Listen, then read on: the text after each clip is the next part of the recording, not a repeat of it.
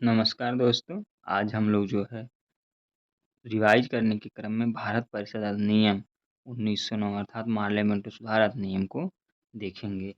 तो पहली चीज़ है कि पार्लियामेंटो अधिनियम या पार्लियामेंटो सुधार कब आया था?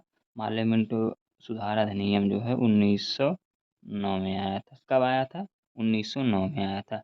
इसका नाम क्या था? चाहे भारत परिषद अधिनियम 1909 आ जाए या चाहे जो है पार्लियामेंटो सुधार अधिनियम 1909 आ जाए। इसको पार्लियामेंटो सुधार अधिनियम क्यों कहा गया? क्योंकि उस समय भारत के जो सचिव थे, वह मारले थे। भारत के सचिव कौन थे? मारले थे। और वायसराय जो थे वो मिंटो द्वितीय थे। वायसराय कौन थे? मिंटो द्वितीय थे। इसलिए इसको पार्लियामेंट सुधार अधिनियम 1909 कहा गया। इसको जो है पार्लियामेंट सुधार अधिनियम को जॉर्ज अरुंडेल या सर अरुंडेल समिति की रिपोर्ट के आधार पर तैयार किया गया था। किसकी रिपोर्ट के आधार पर तैयार किया गया था?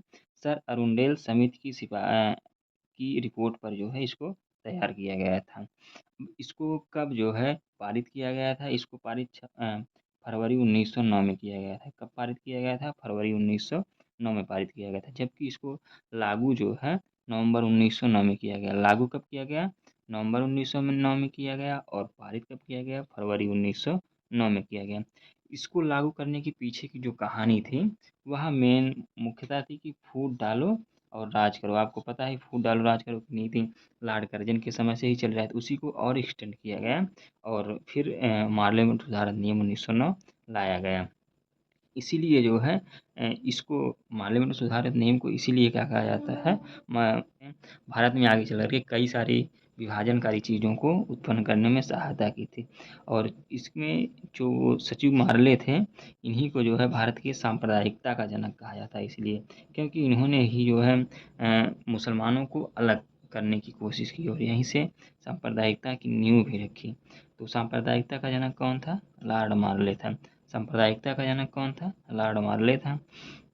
अब इसमें जो मुख्यतः प्रावधान क्या-क्या किए गए थे, इसमें प्रावधान थे कि जो केंद्रीय और प्रांतीय विधानमंडल था, केंद्रीय और प्रांतीय विधानमंडल में पूरक प्रश्न पूछने और बजट पर संकल्प रखने का अधिकार दिया गया। तो इसमें जो एक प्रावधान था पार्लियामेंट सुधार अधिनियम में, केंद्रीय और प्रांतीय विधानमंडल में पूरक प्रश्न पूछने और बजट पर संकल्प रखने का अधिकार दिया गया। ठीक है। और दूसरी जो प्रावधान इसमें किया गया, वायसराय की कार्यकारिणी परिषद, जो यहाँ की वायसराय की कार्यकारिणी परिषद थी, उसमें एक भारतीय को जो है सदस्य नियुक्त किया गया। किसको नियुक्त किया गया? एक भारतीय को सदस्य नियुक्त किया गया। वह सदस्य कौन थे? सत्येंद्र प्रसाद सिन्हा। तो यह क्वेश्चन पूछता है कि वायसराय की कार्यकारिणी परिषद में पहले वह भारतीय कौन थे जो नियुक्त हुए थे? तो सत्येंद्र प्रसाद सिन्हा थे। कौन थे? सत्येंद्र प्रसाद सिन्हा थे। इसको जरूर याद रखना क्योंकि ये क्वेश्चन आता है।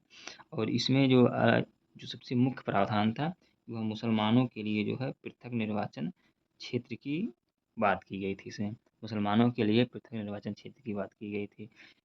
तो इसमें ये 3 मुख्य प्रमुख प्रावधान थे। पहला क्या था कि पूरक प्रश्न पूछने एवं बजट पर संकल्प रखने का अधिकार दिया गया। वायसराय की दूसरा वायसराय की कार्यकारिणी परिषद में एक भारतीय को नियुक्त किया गया।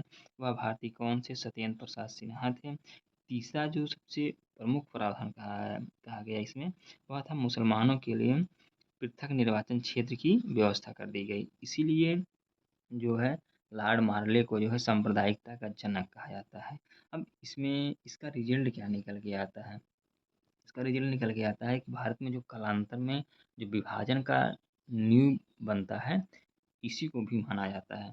तो कालांतर में भारत में विभाजन का जो आधार बनता है, यह भारत परिषद अधिनियम 1909 में बनता है, क्योंकि फिर आगे चल कर के जो ये धार्मिक पृथक निर्वाचन क्षेत्र है, इसको 1909 में सिखों के लिए बढ़ाया जाता है और लोगों के लिए भी बढ़ाया जाता है।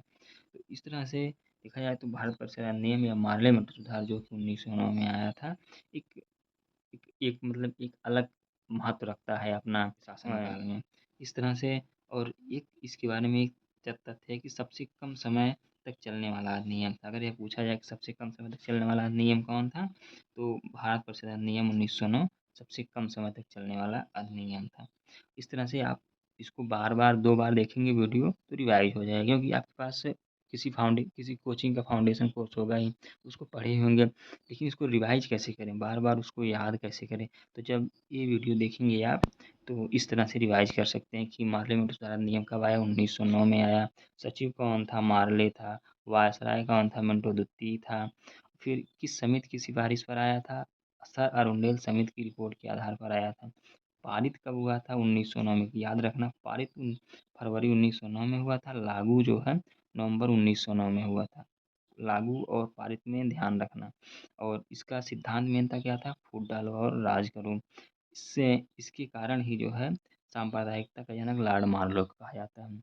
सांप्रदायिकता के जनक किसको कहा जाता है? लॉर्ड मार्ले को कहा जाता है। इस अधिनियम में जो प्रावधान किए गए थे, केंद्रीय और प्रांतीय विधानमंडल में पूरक प्रश्न पूछने एवं बजट पर संकल्प रखने का अधिकार दिया गया था। और दूसरा, वायसराय की कार्यकारिणी परिषद में एक भारतीय की नियुक्ति की बात की गई थी। वह भारतीय कौन थे? सत्येंद्र प्रसाद सिन्हा थे। तीसरा जो सबसे प्रमुख था, मुसलमानों के लिए पृथक निर्वाचन क्षेत्र। मुसलमानों के लिए पृथक निर्वाचन क्षेत्र की व्यवस्था की गई थी, जिसका 1909 में विस्तार किया जाता है। वह सिखों के लिए भी दिया जाता है और वर्गों के लिए भी धीरे धीरे विस्तार किया जाता है। इसमें जो विशेष चीज़ें निकल के आती हैं वह है कि सबसे कम समय तक चलने वाला यह अधिनियम है। सबसे कम समय तक चलने वाला नियम कौन है? अ, भारतीय प्रशासन नियम या पार्लियामेंट सुधार अधिनियम 1909 था। और यही आगे चल कर क्या कहता है, भारत के विभाजन का आधार बनता है। तो अगर पूछा जाए कि भारत के विभाजन का आधार कौन सा नियम बनता है, तो पार्लियामेंट सुधार अधिनियम 1909। उम्मीद है आप लोगों को समझ में आया होगा। अच्छे से पढ़ते रहिए, बार बार दोहराते रहिए और सफलता के उतने ही करीब जाते रहिए। धन्यवाद।